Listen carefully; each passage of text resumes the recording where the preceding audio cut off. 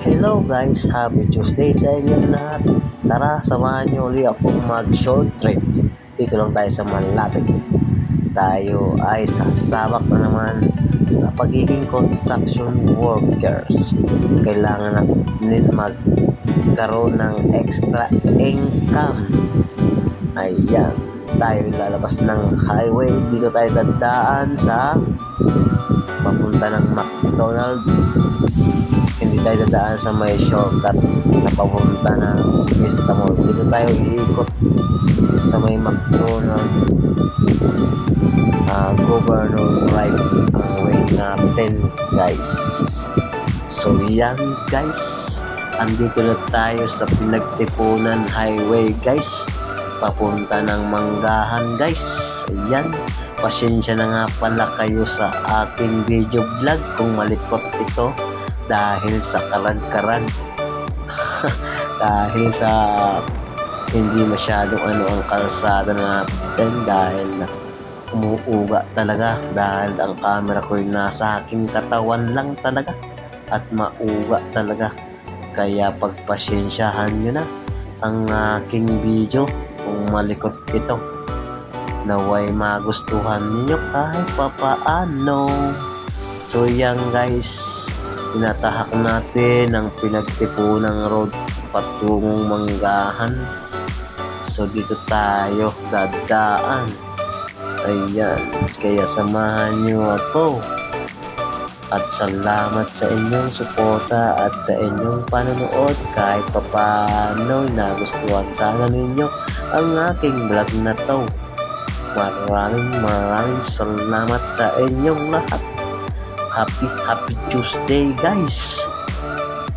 Medyo mahina at medyo matraffic ng kaunti. Ayan, kaya nga ako medyo nagmamadali dahil anong oras na tayo aakyat ng bubong.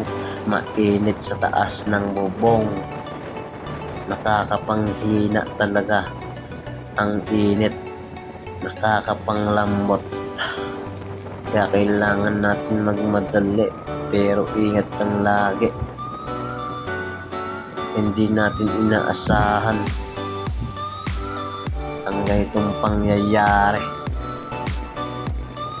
Kaya wag natin laging kalimutan tawagin na nasa taas. At bago umalis, guys, lagi tayong magkukross habang tayo nagbabiyahe, mapa 4 wheels man o motor.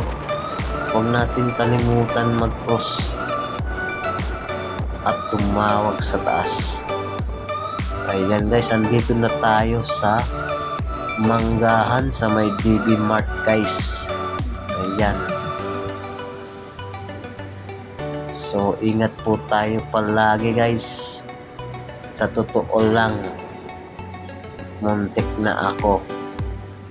Sinasabi ko sa inyo, hindi ko rin ito inaasahan, guys. Talaga naman. Pero nagpapasalamat pa rin ako sa taas at di niya ako pinababayaan sa aking bawat lakbay, bawat ride.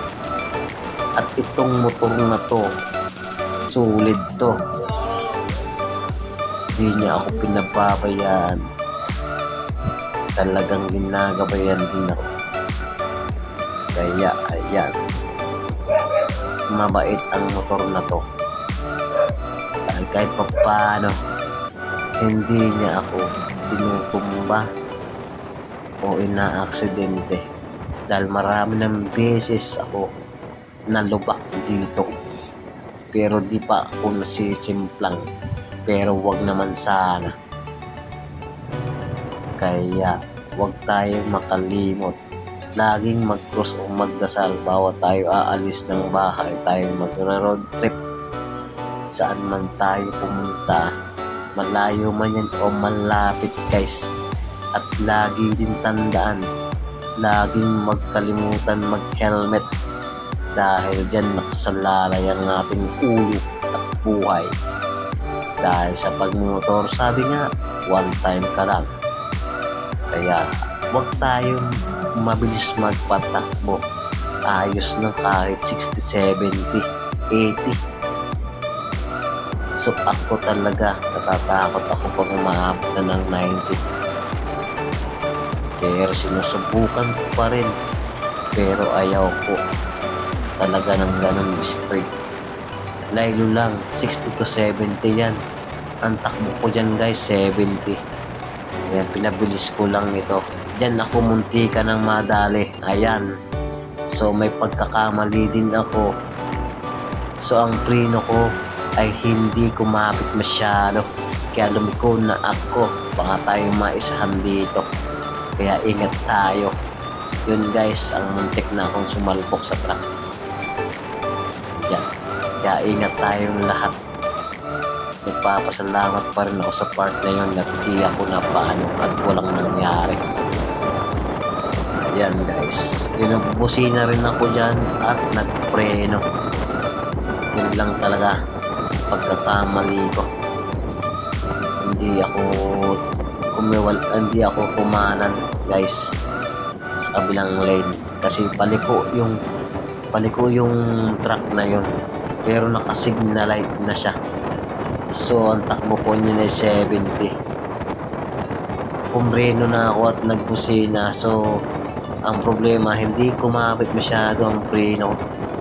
Kaya ang ginawa ko, lumiko na lang ako at di na napagdebate sa truck na to dahil may pagkakamali din ako guys. Kaya tayong lahat, ingat lagi, lalo na wag masyadong mabilis magpatakbo. Ayan guys, kaya medyo natakot at kinabahan din talaga ako sa part na yun. Kala ko sasalpok ako, pero salamat na lang din at walang nangyari sa akin. Kaya ingat po tayong lahat guys. Be safe always. Kahit saan tayo pumunta, malayo man yan, isipin lagi tayo'y may uuwi. At tayo'y uuwi, hinahantay tayo ng ating pamilya, hinahantay tayo ng anak at asawa. Ayan. Kaya isipin lagi ang pag-iingat. Ayan guys. So maraming salamat. Nandito na pala tayo sa Camellia Homes. Tayo sa sabak na ulit. So abangan nyo na lang po ang part na nagtatrabaho kami sa bubong ng aking pamangkin. Yan. I-video ko na lang po, i-upload ko na lang po kung saan kami nagtatrabaho, kung saan sa taas ng bubong talagang mainit. So yan guys, maraming salamat po. Sana'y nagustuhan nyo ang ating video vlog. Thank you very much guys. Ingat po tayong lahat. Bye bye.